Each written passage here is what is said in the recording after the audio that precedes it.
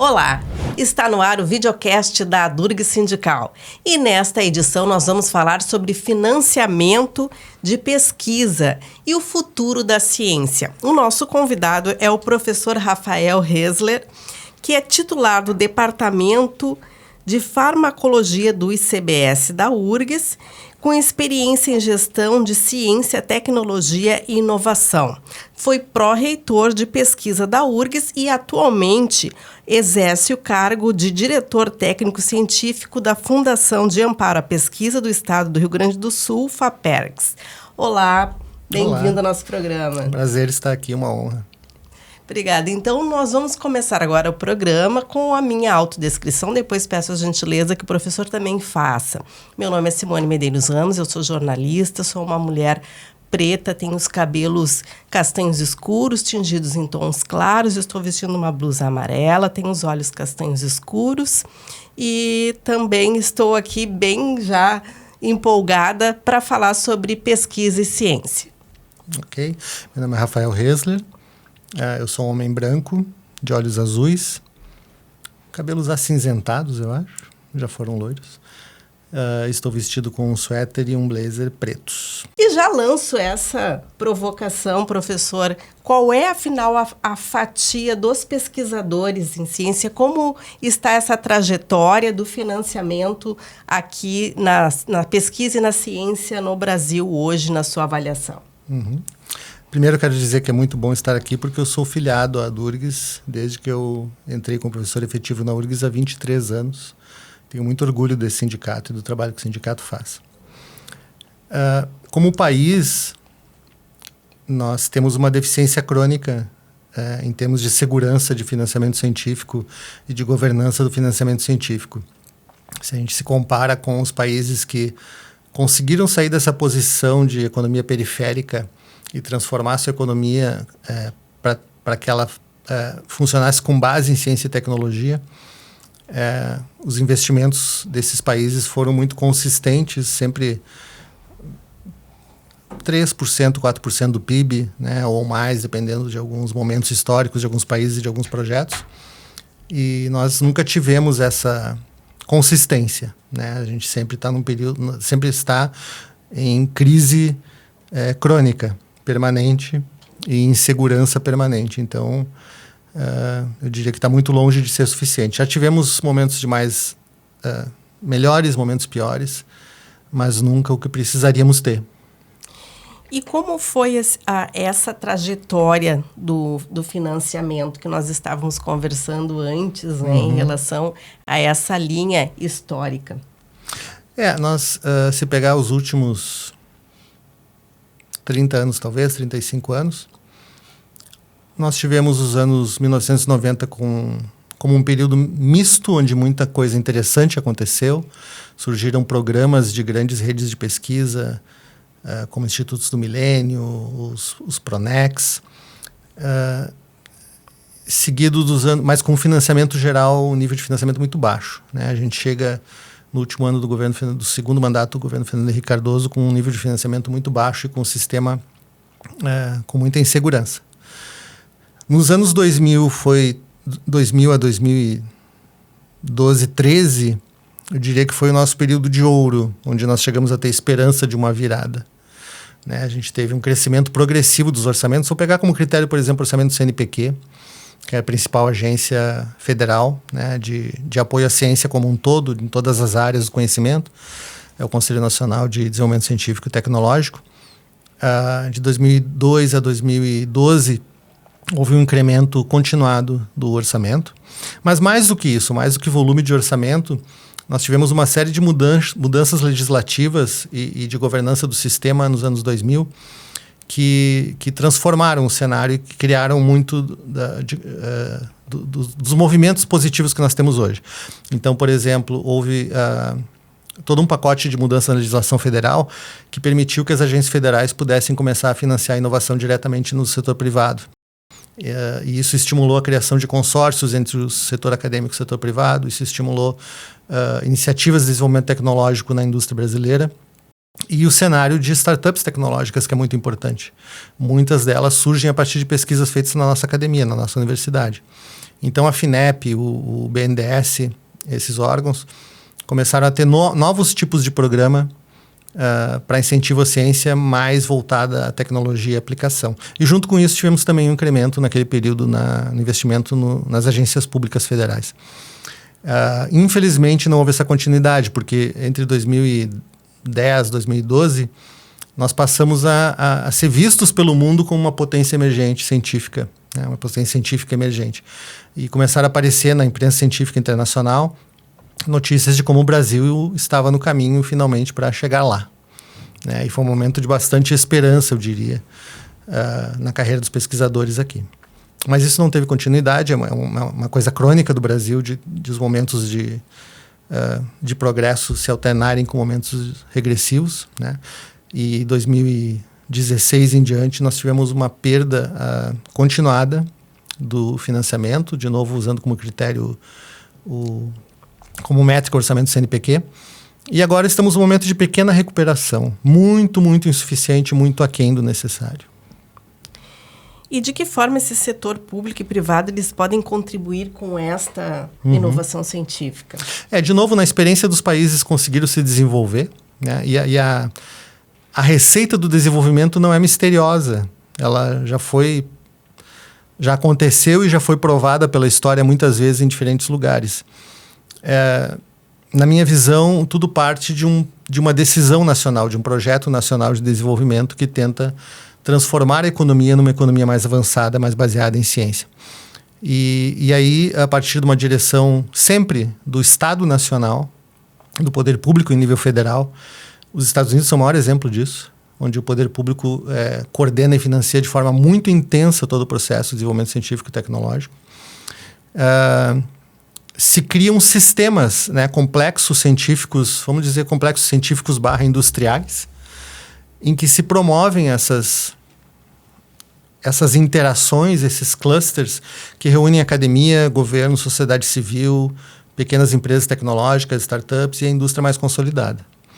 E esse formato funciona.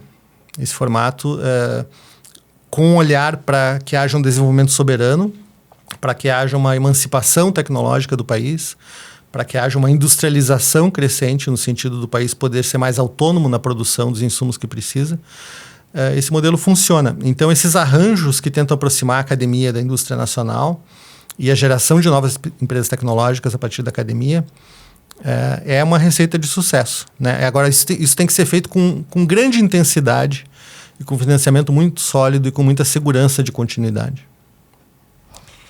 E qual é o impacto que o reajuste e a recuperação de bolsas de pós-graduação exercem no combate à chamada fuga de cérebros no ambiente acadêmico atual? Nós temos uma defasagem hoje no valor das bolsas e no número de bolsas, né?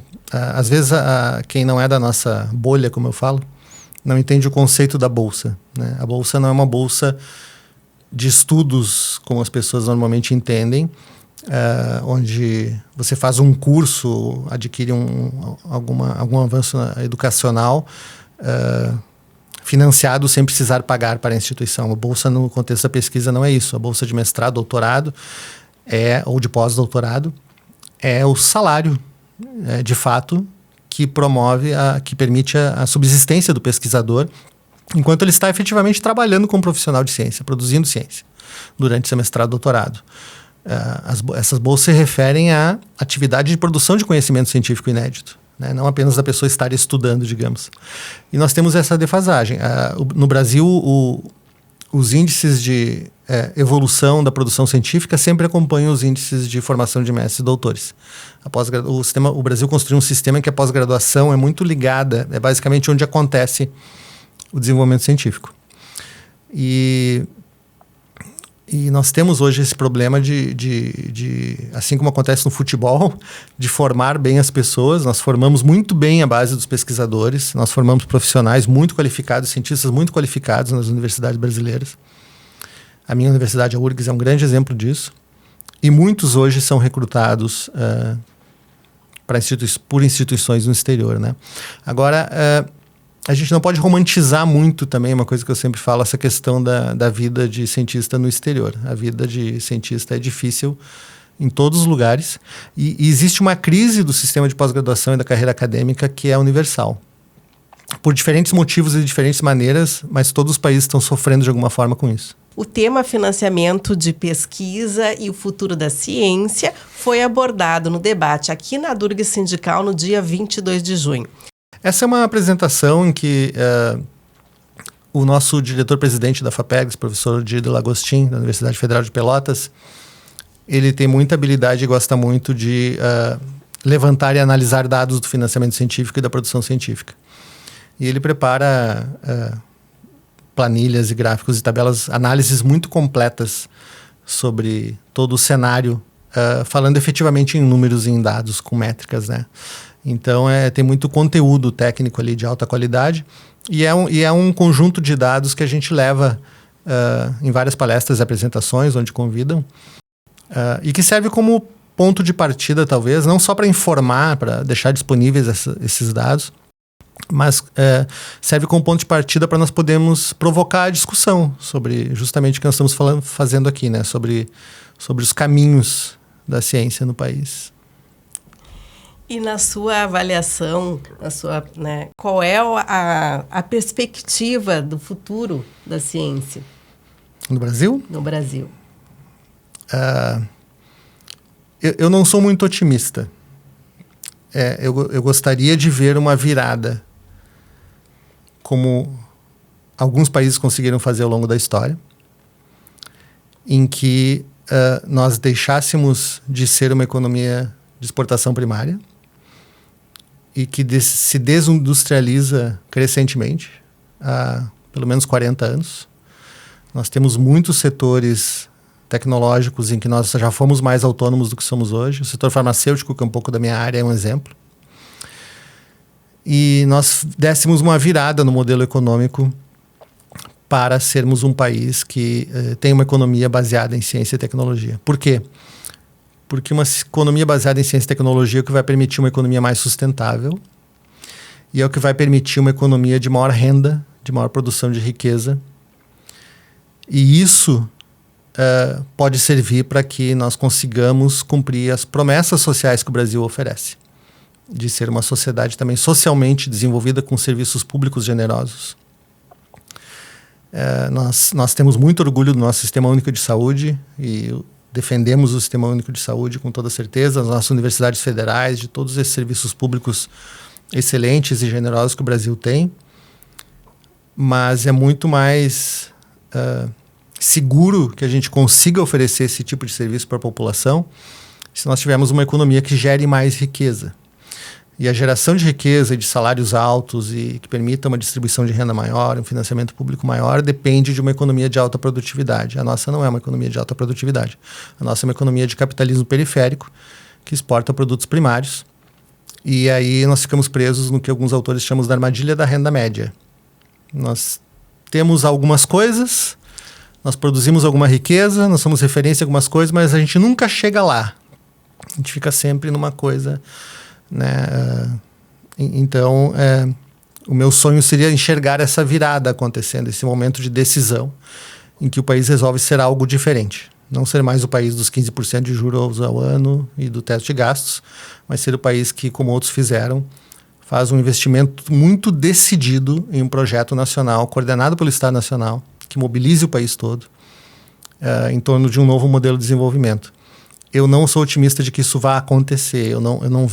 Eu vejo isso presente no discurso de muitas lideranças, de várias tendências, mas eu não vejo a viabilidade desse grande movimento e essa decisão acontecendo. Então ainda falta muito para o Brasil ter uma posição diferente. Às vezes as pessoas tendem a pensar uma coisa também que é assim... outros países saíram antes e nós saímos depois. Como se fosse necessário, inevitável, que a gente sempre vai progredir. Mas o Brasil criou a sua agência de fomento científico, o CNPq, em 1951, um ano depois da primeira agência de fomento científico no mundo ser criada, no modelo que existem as agências, que foi a National Science Foundation americana.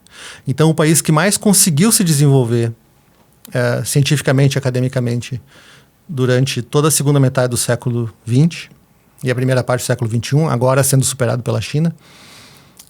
Esse país criou a sua agência de fomento e fez essa virada em 1950. Nós criamos a nossa em 1951. Nós saímos ao mesmo tempo. Nós não estamos atrasados, né? Em termos cronológicos. Nós só não conseguimos consolidar o sistema. A China era menos industrializada e menos rica que o Brasil nos anos 70, 1970. É pouquíssimo tempo atrás, 50 anos atrás. E ela deu uma virada acelerada e se tornou a liderança, a nova liderança mundial agora. Então, não é nenhuma questão de dar tempo para as coisas acontecerem, é fazê-las acontecer. Nós podemos, o tempo pode passar e nós podemos voltar para trás, como tem acontecido em muitos setores. Muitos retrocessos ainda, e também depende dos governos, da vontade política, da economia. Então, realmente, ainda falta muito ainda. Sim, falta muito e a gente espera que isso aconteça, né? Essa questão é importante. Eu acho que às vezes a gente inverte a equação, inverte o debate. Quando nós formarmos mais doutores, a coisa vai acontecer. Quando nós educarmos melhor as pessoas, as coisas vão acontecer. Mas, na verdade, eu acho que primeiro tem que haver essa decisão da coisa acontecer. Essa decisão de um projeto nacional. E aí esse projeto, esse plano de desenvolvimento é que organiza a educação, a ciência, a tecnologia para que realmente aconteça, né? Tem que partir dessa decisão de projeto. E o Brasil faz muito tempo que não tem um projeto de desenvolvimento nacional. Já teve em vários momentos na história.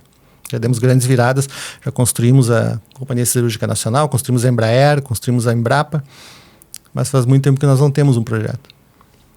E, professor, em relação à sua pesquisa, gostaria que falasse um pouquinho. Eu sou um neurobiólogo por formação.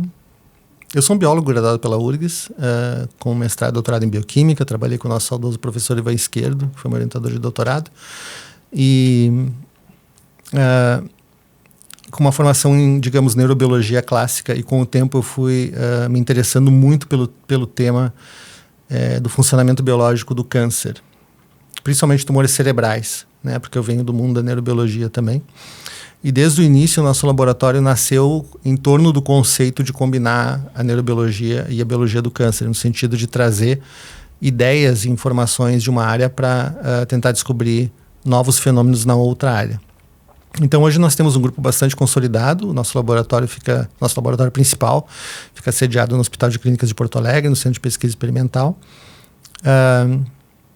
em que nós tentamos explorar as bases biológicas dos tumores cerebrais e de tumores infantis, cerebrais ou não,